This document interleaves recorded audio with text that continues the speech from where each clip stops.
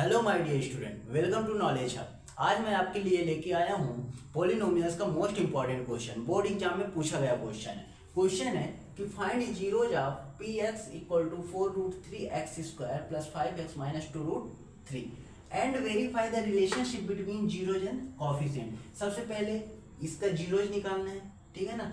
Polynomial का question है तो जीरोज ही निकालना है एंड वेरीफाई करना है relationship between zeros and coefficient. Zeros और कोफिशिएंट का रिलेशन भी बताना है। तो चलिए सॉल्व करते हैं।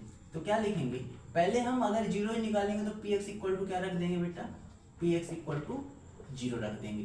तो हमारे पास है 4√3x² + 5x - 2√3 = 0। जीरो निकालने के लिए हमें फैक्टराइजेशन आना चाहिए। फैक्टराइजेशन क्या होता है, इन दोनों को मल्टीप्लाई होता है बेटा। इन दोनों को मल्टीप्लाई करने पे क्या आ जाएगा, 4√3x² × 2√3। सुनना, जो बाहर है बाहर मल्टीप्लाई हो जाएगा, 4 और 2 का मल्टीप्लाई हो जाएगा, कितना आ जाएगा बेटा 8। √3 में √3 का कभी भी मल्टीप्लाई होगा तो √3 और √3 मतलब √3 का स्क्वायर, और स्क्वायर और रूट एक दूसरे से दुश्मन होते हैं, तो क्या बचेगा बेटा सिर्फ 3। और √3 में √3 का मल्टीप्लाई होगा सिर्फ आ जाएगा 3। तो 8 3 जा 24। तो यहाँ पे लिखेंगे 24x² माइनस प्लस माइनस। तो इतना आया बेटा समझ में। चलो, तो 24 को हमें दो पार्ट में ऐसे तोड़ना है कि प्लस या माइनस करने पे हमें फिर 5x चाहिए और मल्टीप्लाई करने पे माइनस का 24x² चाहिए। तो ऐसा 8 3 जा 24। तो 8 और 3, x यहाँ x यहाँ, ये प्लस में है तो हमें बड़ी डिजिट प्लस में चाहिए, मतलब ये प्लस का और ये माइनस का। तो क्या हुआ बेटा, 4√3x² + 5 की जगह में क्या लिखेंगे, + 8x - 3x - 2√3 = 0। पेयर बनाएंगे दो दो का, तो इसमें से क्या कॉमन आ जाएगा, 4 कॉमन है, दोनों में x कॉमन है, बाहर आ जाएगा क्या बचेगा, √3x + 4 2 जा 8। ये दोनों में माइनस सेम है तो माइनस बाहर आ गया। अब देखो बेटा, 3x इसमें कॉमन कुछ नहीं दिख रहा। 3x को मैं क्या लिख सकता हूँ, 3 को लिख सकता हूँ √3 × √3। अभी मैं बताया था थोड़ी देर पहले। तो यहाँ पे मैं √3 बाहर ले लूँ तो यहाँ पे क्या बचेगा बेटा, √3x माइनस बाहर आ गया तो यहाँ क्या बचेगा प्लस, ये बाहर चला गया तो बचेगा 2 = 0।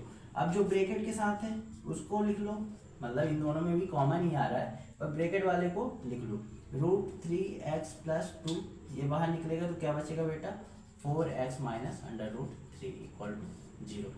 तो एक बार इसकी इक्वल टू में 0 करेंगे तो x इक्वल टू क्या आ जाएगा, मतलब √3x + 2 = 0 करेंगे तो इधर जाएगा तो माइनस का 2 हो जाए तो x equal to -2/√3।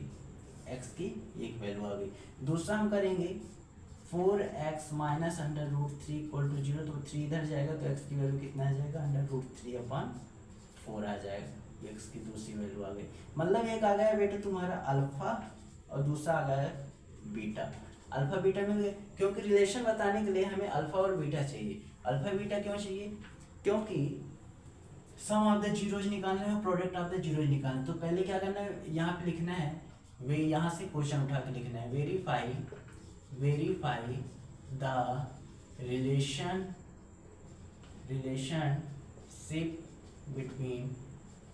Between zeros and coefficient. अब रिलेशनशिप बनता है इन दोनों के बीच में।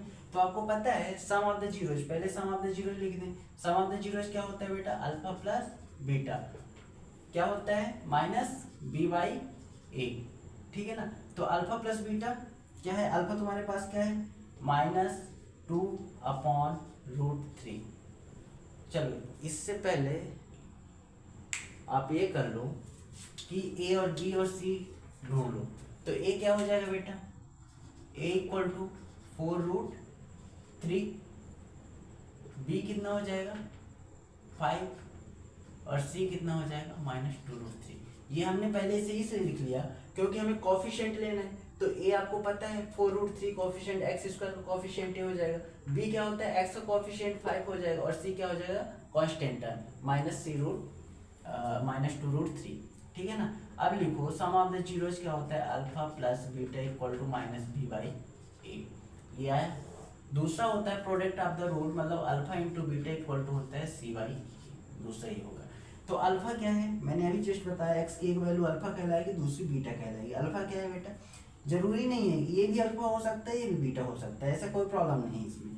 तो ये लिखेंगे यहाँ पे -2 अपॉन √3 प्लस करेंगे √3/4 इक्वल टू -b मतलब -5 अपॉन a कितना है 4√3। हमें लेफ्ट हैंड साइड और राइट हैंड साइड इक्वल करना है। इन दोनों का एलसीएम क्या हो जाएगा बेटा, √3 और 4, इन दोनों का मल्टीप्लाई, ठीक है ना।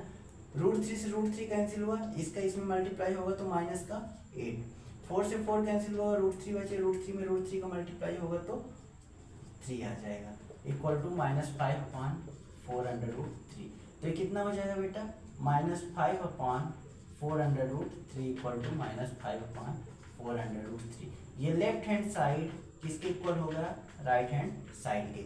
अब अल्फा इंटू बीटा देख लें। अल्फा आपके पास सेम है, अल्फा कितना है -2/√3, ठीक है ना, ये अल्फा रहा। बीटा कितना है √3/4 मल्टीप्लाई √3/4। सी कितना है बेटा -2√3/a कितना है 4√3। इन दोनों को मल्टीप्लाई करेंगे, देखो कितना हो जाएगा, √3 से √3 कैंसिल तो -2/1/2 कितना हो जाएगा बेटा 1/, डायरेक्ट कर दो ना, -2/4 हुआ कैंसिल तो -1/2, तो इधर होगा -1/2। इसमें √3 से √3 कैंसिल, 2 से कट जाएगा तो -1/2। तो इसमें भी आ गया left hand side equal to right hand side. समझ में आया ना, ये ऊपर है नीचे कैंसिल हो जाएगी तो कितना आ जाएगा -2/4 बन जाए 4, -1 कैंसिल तो 2 2 जा 4, -1/2। इधर भी देखो √3 से √3 कैंसिल, 2 2 जा 4, दोनों side equal, left hand side equal to right hand side. I hope समझ में आ गया होगा। अगर समझ में आ गया तो कमेंट करके बताएं, अगर समझ में नहीं आया तो भी कमेंट करके बताएं। Thank you.